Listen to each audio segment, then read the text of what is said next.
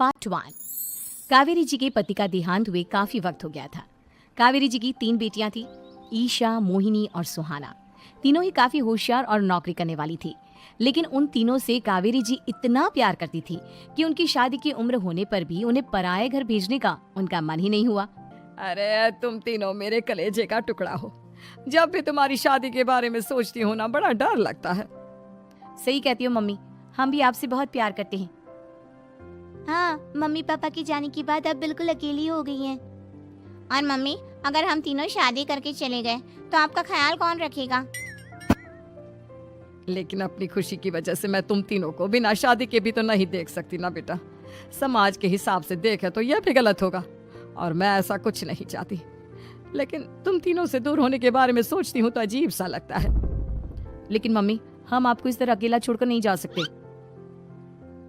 एक काम करते हैं मम्मी, शादी के बाद ना आप मेरे साथ मेरे ससुराल में चलना और मेरे साथ ही रहना।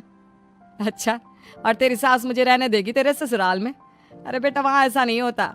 बेटी की माँ कभी अपनी बेटी के ससुराल जाकर नहीं रह सकती। एक काम करते हैं माँ, आप ईशा और सुहानी की शादी कर दीजिए और मैं हमेशा आपका बेटा बनकर आपके साथ ही रहूंगी। मुझे नहीं करनी शादी। अरे मेरी बेटियां मुझसे कितना प्यार करती है, मेरी वजह से अपनी पूरी जिंदगी दांव पर लगाने को तैयार है। लेकिन मैंने ना इससे भी एक अच्छा उपाय सोचा है। क्या मम्मी? अगर आपके पास कोई सोल्यूशन है तो फिर क्यों परेशान हो आप? बताइए, क्या करना चाहती हैं आप? मैंने सोचा है कि अखबार में इश्तिहार देकर तुम तीनों के लिए 3 घर जमाई दामाद ढूंढ लूंगी। वैसे भी नौकरी तो तुम तीनों अच्छे से कर लेती हो, कमा भी अच्छा खासा लेती हो। कोई भी लड़का तैयार हो जाएगा तुमसे शादी करने के लिए। अरे मम्मी, ये हुई ना बात। इससे हमें आपसे दूर भी नहीं जाना पड़ेगा और आपको अकेला भी नहीं रहना पड़ेगा। हाँ मम्मी, ये बहुत अच्छा तरीका है। मैं तो कहती हूँ आज ही अखबार में ऐड निकलवा देते हैं। बिल्कुल, आज ऑफिस जाते वक्त मैं ये काम कर दूंगी। और कुछ ही दिनों के बाद कावेरी जी को 3 घर जमाई दामाद विवेक, सुमित और अविनाश मिल जाते हैं और वो उन तीनों लड़कों से अपनी तीनों बेटियों की शादी करवा देती है। शादी के कुछ दिन के बाद, अरे अब शादी हो गई, छुट्टियां खत्म, तुम तीनों जाकर नौकरी करो, कुछ काम करो। अरे मम्मी जी, कमाल करती हैं आप। अब घर जमाई इसलिए थोड़ी ना बनाए कि हम बाहर जाकर नौकरी करें। मम्मी जी, मेरा तो घर जमाई बनने का मकसद ही यही था कि कमाने वाली बीवी मिल जाए। बाहर जाकर काम करने से तो मेरा दिल घबराता है। घर का कोई काम है तो बता दीजिए मुझे। अगर ऐसी बात है तो शाम का खाना बनाओ। मेरी बेटियां नौकरी से थकी हारी आती है, अब नौकरी नहीं कर सकते तो कोई बात नहीं, घर का काम करो तुम लोग। मैं तो घर का काम करने में बहुत खुश हूँ, बस ये बाहर धूप में निकलना, रास्ते में जाना, नौकरी करना, ये सब मुझसे नहीं होता। बिल्कुल ठीक कह रहा है सुमित।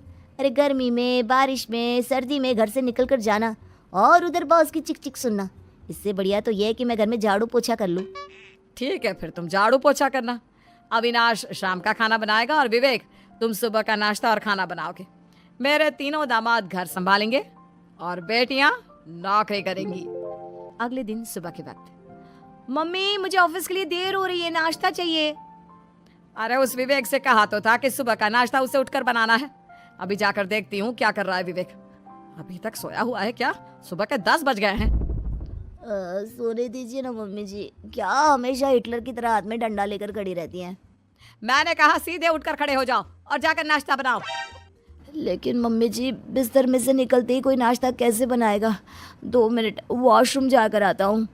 बिल्कुल नहीं, सीधे रसोई में पहुंचो, मेरी बेटी को ऑफिस जाने में देर हो रही है। कुछ देर के बाद, हे भगवान, दोपहर के 12 बजे हैं लेकिन घर इतना गंदा पड़ा है। सुमित से कहा था मैंने समय पर झाड़ू पोछा कर देना। सुमित, कहाँ हो तुम? क्या हुआ मम्मी जी? सुबह की चाय तो पीने दीजिए, आप ही याद करती हैं, चिल्लाती ही रहती है। ये सुबह की चाय है या दोपहर की चाय? अगर तुम 12 बजे उठकर सुबह की चाय पियोगे तो क्या शाम का खाना रात के 3 बजे खाओगे? मम्मी जी चिल्लाइए मत, बताइए बात क्या है? अरे 12 बज चुके हैं, अभी तक झाड़ू पोछा नहीं हुआ। घर में देखो कितनी गंदगी है। अच्छा, तो आप इसलिए परेशान हैं। वो क्या है ना मम्मी जी, आज मेरे हाथ में दर्द हो रहा है। रात को उल्टी करवट से सो गया था, हाथ हिलाया भी नहीं जा रहा। कौन से हाथ में दर्द है दामाद जी? इस सीधे हाथ में मम्मी जी, हाथ हिल भी नहीं रहा है। विवेक, सुन लिया तुमने? सुमित के हाथ में इतना दर्द है कि बेचारे का हाथ भी नहीं हिल रहा। आज तो ये खाना भी नहीं खा पाएगा, तो एक जन का खाना कम ही बनाना। ठीक है मम्मी जी। अरे नहीं नहीं मम्मी जी, मेरे कहने का मतलब वो नहीं था। मेरा मतलब है खाना तो खाऊंगा ना। अरे लेकिन कैसे, हाथ तो हिल भी नहीं रहा है। अरे मम्मी जी, आपको ना किसी जेल में जेलर होना चाहिए था। बेकार में हमारी सास बनकर जिंदगी खराब कर रही हैं। अरे लगाता हूँ पोछा। एक बेचारा घर जमाई और कर भी क्या सकता है। शाम को जब ईशा, सुहाना और मोहिनी ऑफिस से लौट कर आती हैं, मम्मी, शाम के खाने में क्या बना है? अब ये तो तेरे पति को ही मालूम होगा ना बेटा, उसने ही खाने की जिम्मेदारी ली थी। लगता है मम्मी आपने ये घर जमाए वाला तरीका अपनाकर मुसीबत मोल ले ली है। आपके तीनों घर जमाए कितने आलसी हैं। मेरे वाले को देखो, दोपहर के 12 बजे सुबह की चाय पीता है। और काम क्या करना चाहता था? घर का झाड़ू पोछा। मम्मी बता रही थी कि आज उसने घर का झाड़ू पोछा शाम के 5 बजे किया था। अब क्या बताऊं बेटा, सुबह से हाथ दर्द का बहाना करके बैठ गया था। कहता है हाथ में बहुत दर्द हो रहा है, हिला भी नहीं जा रहा। सब बहाने मम्मी, ये तीनों घर जमाए मिलकर ना बस बैठकर खाना खाना चाहते हैं, काम धाम तो बिल्कुल नहीं करना चाहते। अरे लेकिन ऐसे काम नहीं चलेगा ना, मुझे इन तीनों को सबक सिखाना ही पड़ेगा। अरे तो मम्मी, आप हिटलर से कम है क्या? आपने जब हम तीनों को सबक सिखा सिखा कर इतना लायक बना दिया, तो इन तीनों नालायक दामाद को भी आप कुछ न कुछ तो बना ही देंगी। हाँ मम्मी, बस अपने अंदर के हिटलर को बाहर लाइए और अपनी तीनों दामादों को अच्छी तरह से सबक सिखाइए। रही बात आपकी बेटियों की, तो हम तीनों तो हमेशा से आपके साथ हैं। अरे लेकिन बेटा, इस काम के लिए तुम तीनों को मेहनत करनी पड़ेगी। कैसी मेहनत मम्मी? ऑफिस में तो वैसे ही बहुत मेहनत करते हैं हम तीनों। अरे प्रेग्नेंट हो जाओ, प्रेगनेंसी का बहाना बनाकर कह दो कि तुम तीनों ने नौकरी छोड़ दी है 2 साल के लिए, और जब घर में खाने के पैसे नहीं होंगे तो अपने आप काम पर जाएंगे ये तीनों। वाह मम्मी, क्या आइडिया दिया है। मैं तो कल ही जाकर कहने वाली हूँ कि मैं प्रेग्नेंट हो गई हूँ। फिर देखना कैसे मेरा पति अविनाश भाग भाग कर काम पर लग जाएगा। और फिर 2 दिन के बाद, सुमित, मैं ना प्रेग्नेंट हूँ और इसलिए अगले 2 साल के लिए मैंने अपनी जॉब छोड़ने का फैसला ले लिया है। विवेक, पापा बनने वाले हो तुम। अब से ना तुम्हें ऑफिस जाना होगा, क्योंकि मैं तो 2 साल के लिए छुट्टी पर चली गई हूँ। अविनाश, अब तुम्हें जिम्मेदारी संभाल लेनी चाहिए, वरना ये घर कैसे चलेगा। हम दोनों मम्मी पापा बनने वाले हैं। लेकिन कावेरी के तीनों आलसी दामादों पर अपनी बीवियों की बात का कोई असर नहीं हुआ। धीरे धीरे कावेरी जी को चिंता होने लगी, क्योंकि उनके प्लान के हिसाब से तीनों बेटियों ने ऑफिस जाना बंद कर दिया था।